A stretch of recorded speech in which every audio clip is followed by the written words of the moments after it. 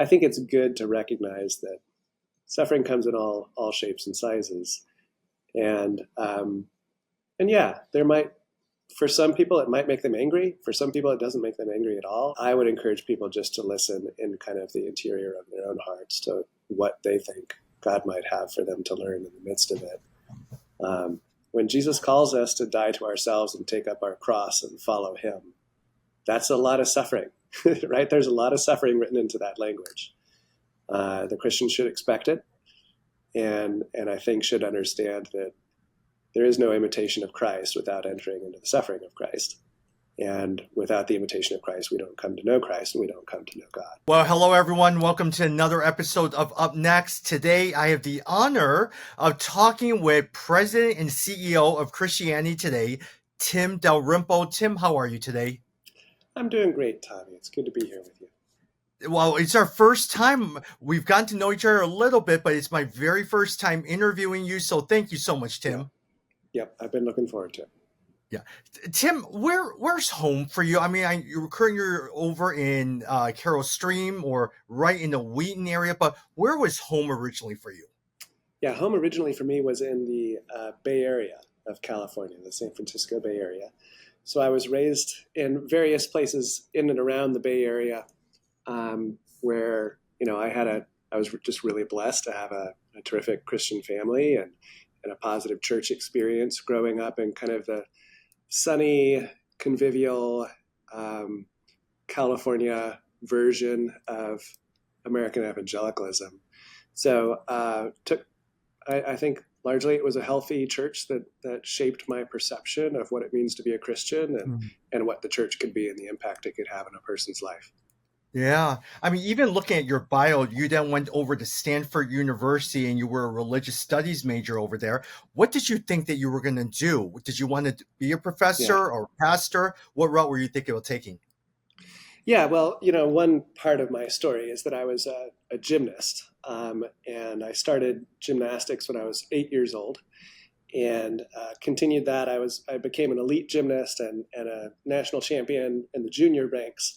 And that allowed me to go to a school that I never could have afforded otherwise. And so popped across the Bay Area, found myself at Stanford, and I entered college thinking that I was going to do philosophy and physics.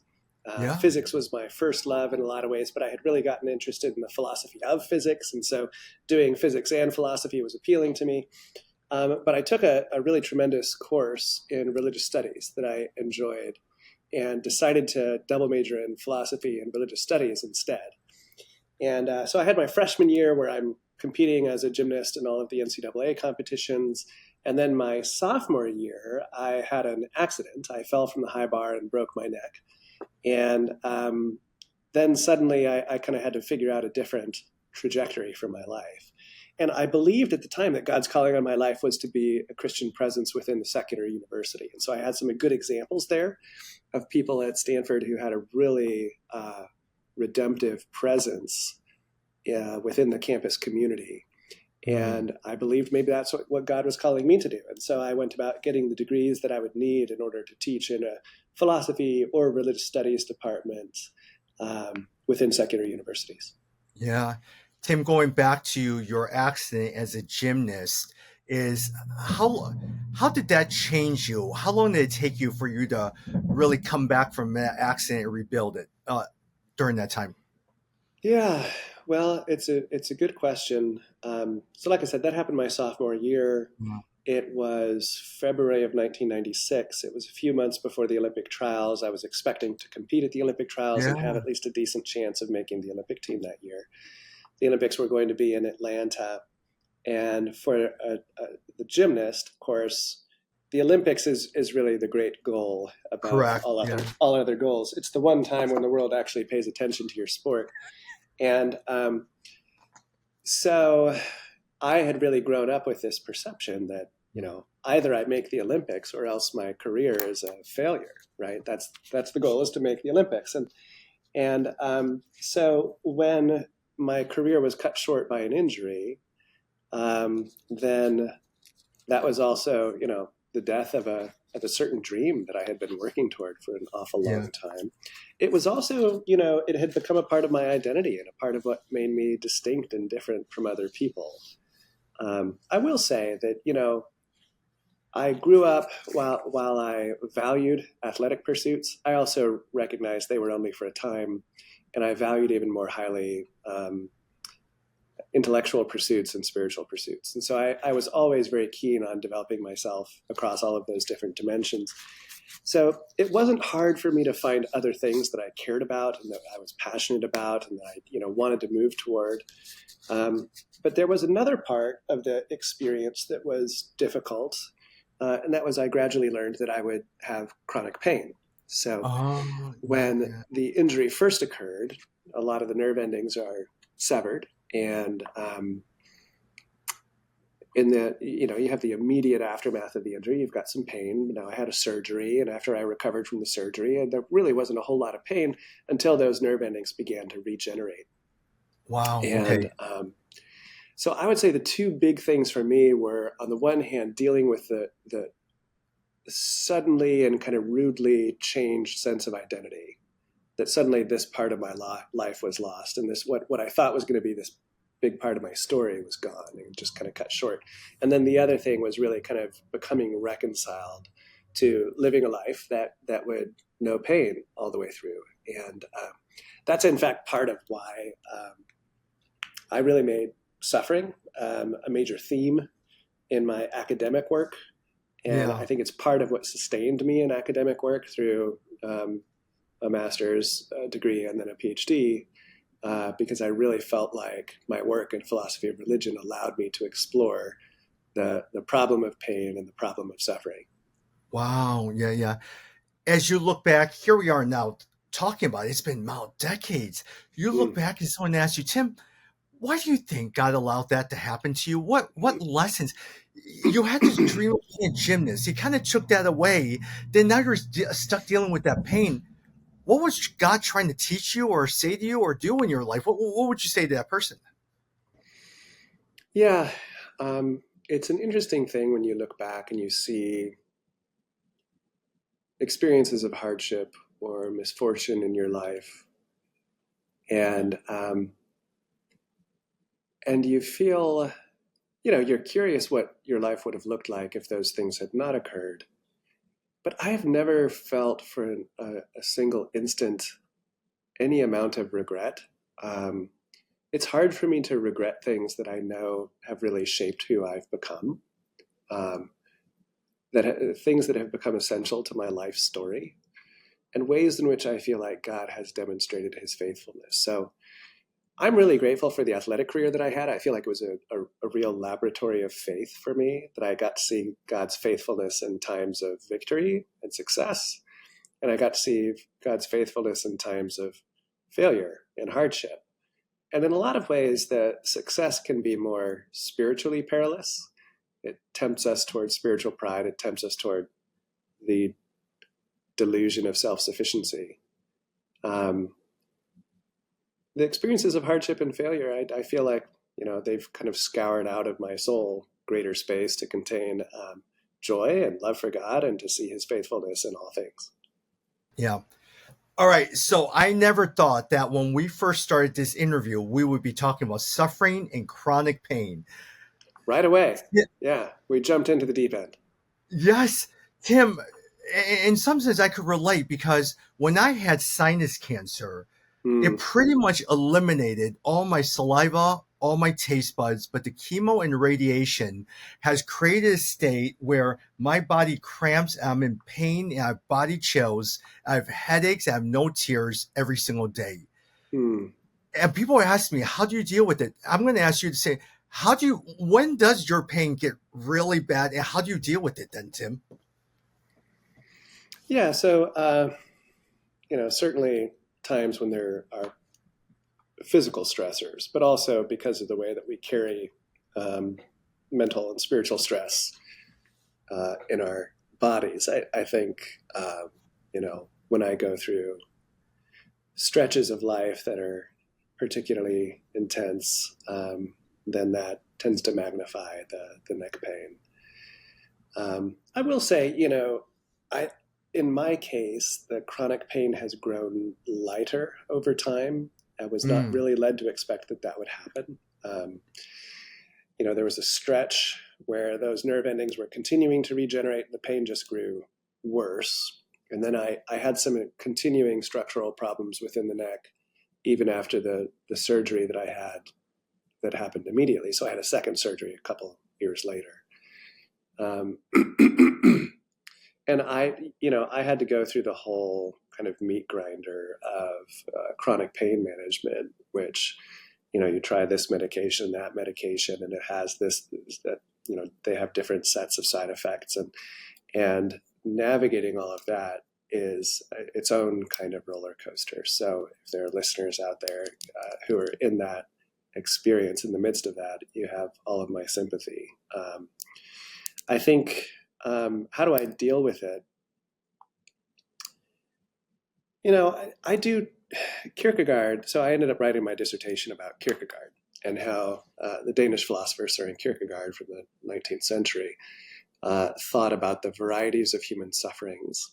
There's this little sort of linguistic wrinkle in the Danish language where the word for suffering is plural. It's sufferings. It's never just suffering in the singular.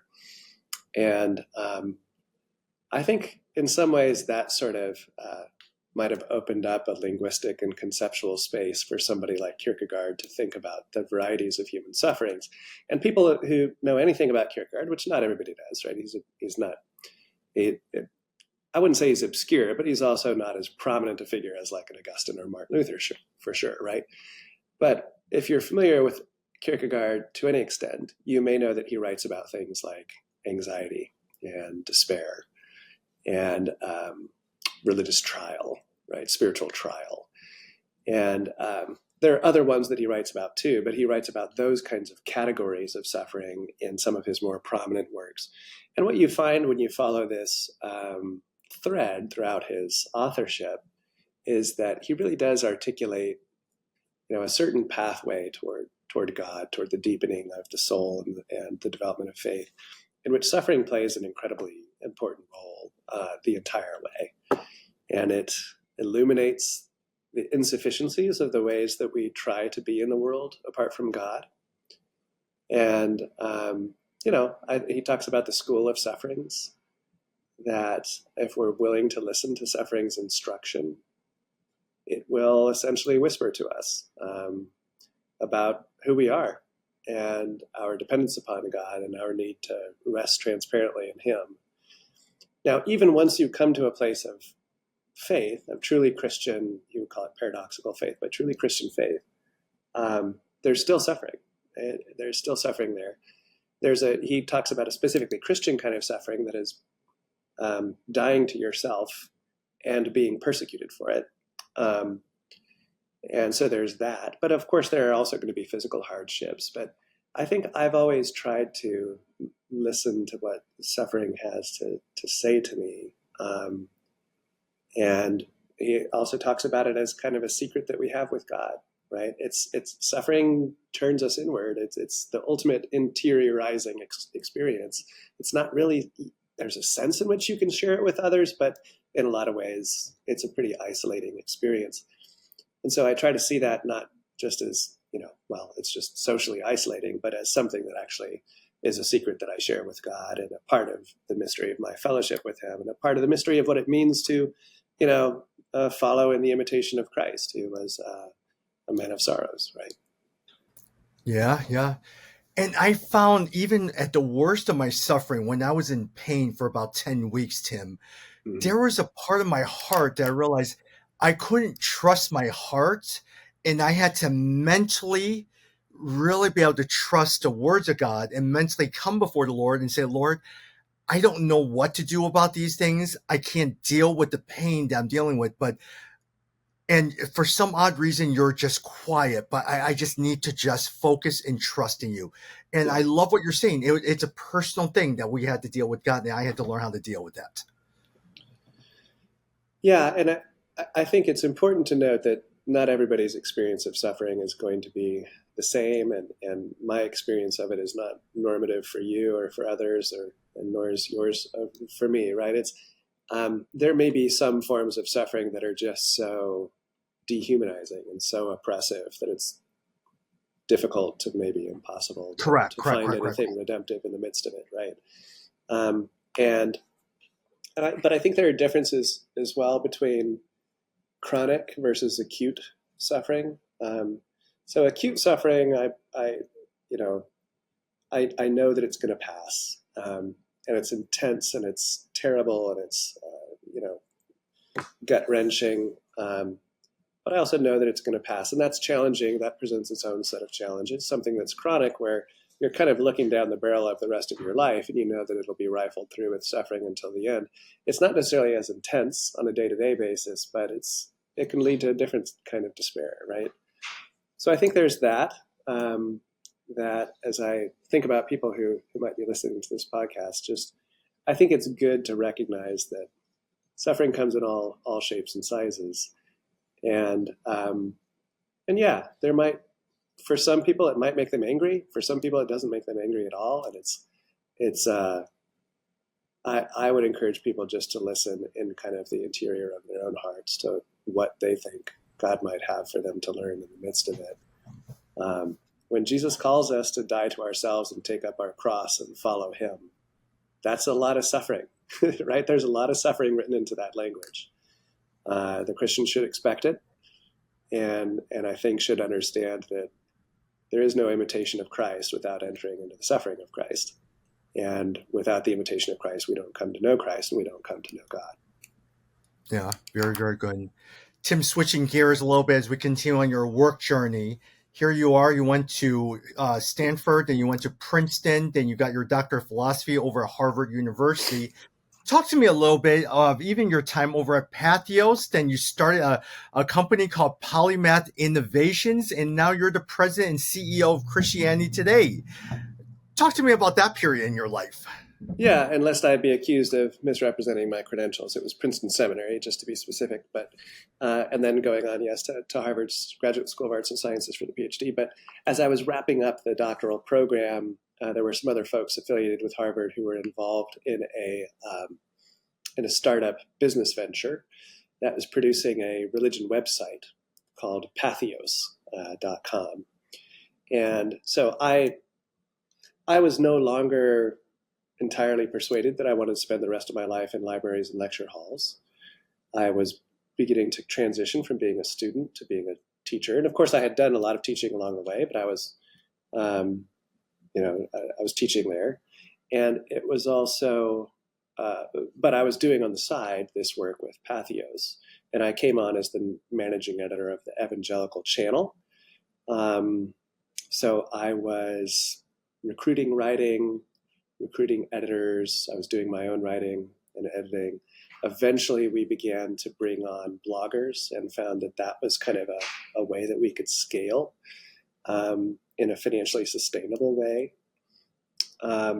So then I was recruiting bloggers. And then eventually I became director of content, and I was, roughly speaking, over the conservative portions of the site. There were 2 directors of content. And so it was about building new channels. And so I helped out with the Catholic channel, or the faith and entertainment, or faith and politics, and all that good stuff. And it was a huge amount of fun. And I was taking the work that I had been doing in an academic environment and translating that into an entrepreneurial environment. So, and that as that took off, I left academia behind and gave myself to this full time. And I'm really grateful for those years. After, maybe I'd been there 4 years or so, I began to do some consultative work with other organizations that saw that we were doing something that was working. So Pathos became the world's largest religion website, and really rode the tides of social media growth and blogosphere growth. And so when something's working, other people want to know, how could that work for us too? And so I'd start to do that work consultatively. Eventually, I just had more work and kinds of work that I couldn't do it all myself. And so I began to grow a team, and that's what became Polymath Innovations, which was, ultimately grew into a full-service creative agency.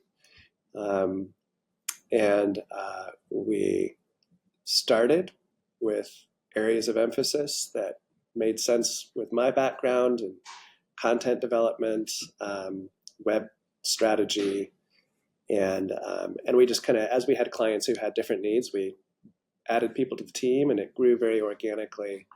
And but we had clients who were brick and mortar businesses, but we also had a lot that were in ministry spaces.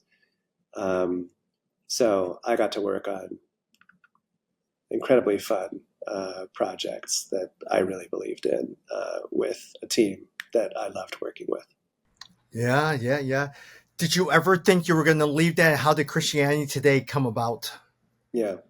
No, I was not looking. I was not planning on doing anything else. I was literally minding my own business when an executive search firm reached out about the CT position, the position I presently occupy. So my predecessor was retiring, and I had done some work for CT. I'd done some consulting work for CT, and we had explored. My predecessor had attempted to hire me earlier on into a position that would have been just beneath him but reporting to him. But now this position was open, and my initial reaction was thanks, but no thanks. I love what I'm doing. I can't imagine leaving my team and leaving the projects that we work on. And the executive search firm said, is that a 100% no or a 99% no? And I was convicted that something like this, like, I had a tremendous amount of respect for Christianity Today and its legacy and its impact. And so I thought, well, I should probably at least pray about it. So I'll pray about it, but 99% no, I really don't see this happening. And then what happened over the course of the succeeding months was that, I don't know, I kind of cast around for ideas that I might share and just say, well, I'm pulling out, I've reached 100% no, but here are some ideas that I can share. But eventually, I had a pretty profound experience of calling in which this question of what would be an exciting idea for the future of Christianity Today came to mind. And what I heard in that moment was, my bride is beautiful, she needs a storyteller. And that really brought about a profound change in the trajectory of my life, as this felt not just like an idea to share so much as a calling for whatever season that may be, that God was calling me to be a part of helping CT to be a storyteller of the global church.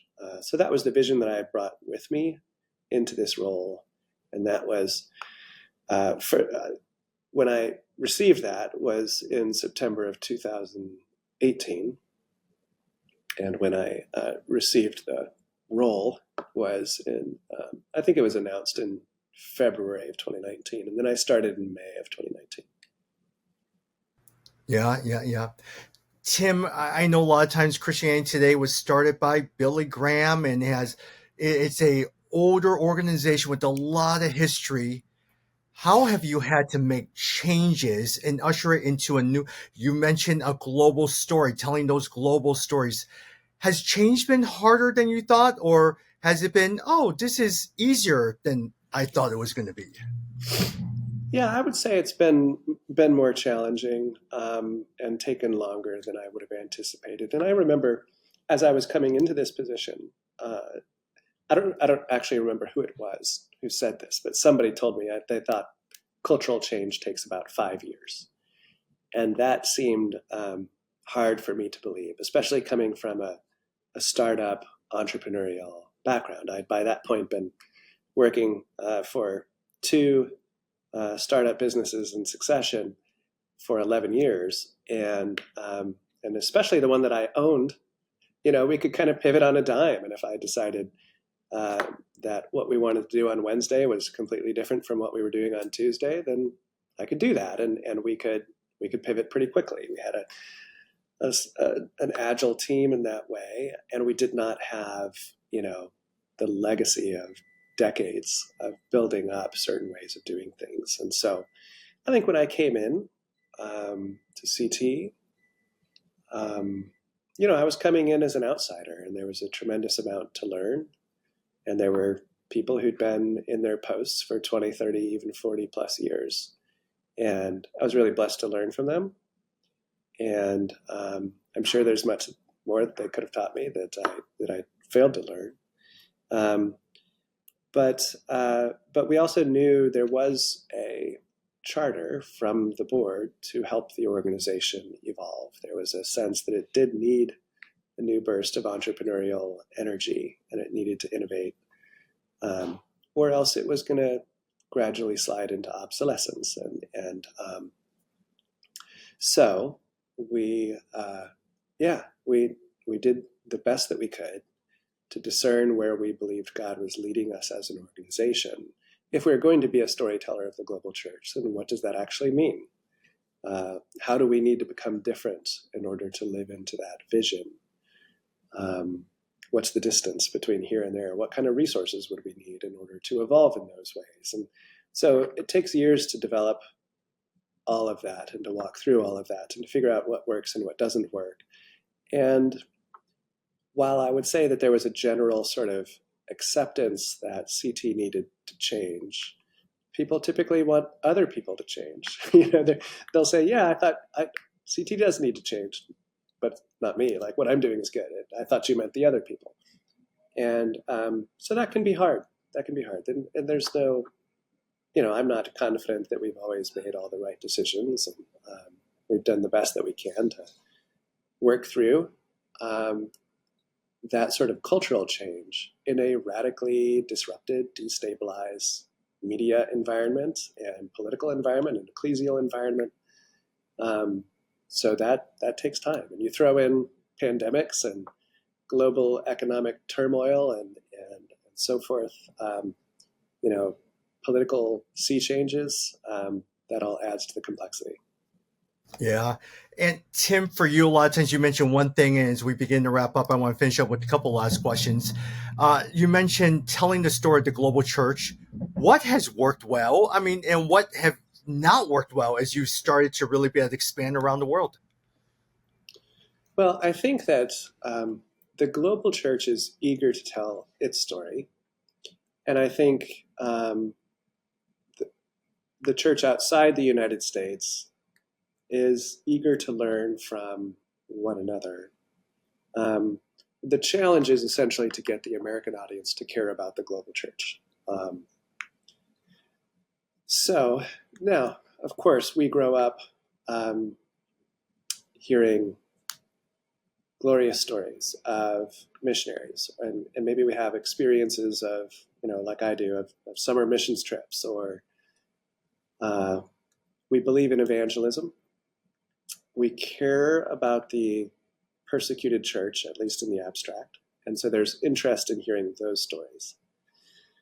But if you're talking about, you know, what the community of believers that is in Myanmar thinks about, you know, how to interpret the book of Joshua or something like that, it's hard to get the American audience to really flock to that kind of content. We're committed to it from a missional perspective. We think that is part of what God calls us to do. And we've seen significant growth. So we're at a point where 38% of our audience is outside the US, and 16%, we've gone from about 8% to about 16%, a little more than 16 of our subscribers, of our paying subscribers, are outside the US. So we're seeing growth. We're in those audiences. I would love to see kind of the American audience really demonstrating its willingness to learn from our brothers and sisters overseas, and see them not just as targets of evangelism or as kind of an oppressed or persecuted minority. But the fact is that the vast majority of theological content that's published today is published outside of the West. It's not the U.S. and England, or the U.S. and Europe. There's a tremendous amount of rich biblical and theological reflection that's happening, an ecclesial reflection that's happening outside of kind of the places that we tend to associate. So yeah, I would say that that's one of the challenges that we've confronted. Very, very good. Tim, as we're running out of time, let me ask you one final fun question. I've gotten to know you, but I also have gotten to serve and work with your wife, Joyce Dalrymple. Yeah. She's Asian by nature. And so for you, a lot of times is what is it about the Asian culture or Asian food and all that stuff that you've come to enjoy and love since you guys have been married? Yeah, that's a great question. Yeah, so I'm half Asian by marriage, and then my kids are half Asian biologically, and then our third daughter is adopted from China, and so Mm-hmm, she's mm-hmm, from Asian as mm-hmm. well. Yeah, I grew up oddly watching a lot of overseas cinema. I'd get it from Blockbuster or whatever, and I loved Chinese films. And I studied Chinese during my, long before I met my wife. I never necessarily thought that I would end up marrying into, a Chinese family, um, but I'm delighted that I have. There's in the very, very long story of China, there is a lot of experience of hardship, and there is a lot of experience of just kind of reflecting on that. I think you find that reflected in Chinese cinema and Chinese literature. And there's also a real commitment to the collective, right? Which I think is sometimes off-putting to our independence-minded American way of thinking, but there is a real commitment to family, the extended family, and to what's good for the community, even when that sometimes is not necessarily in my self-interest. And so there's a lot to learn there as well. Very good. Very good. Tim, thank you very much for finding some time to talk. I know you're busy, so I appreciate that. Thank you so much.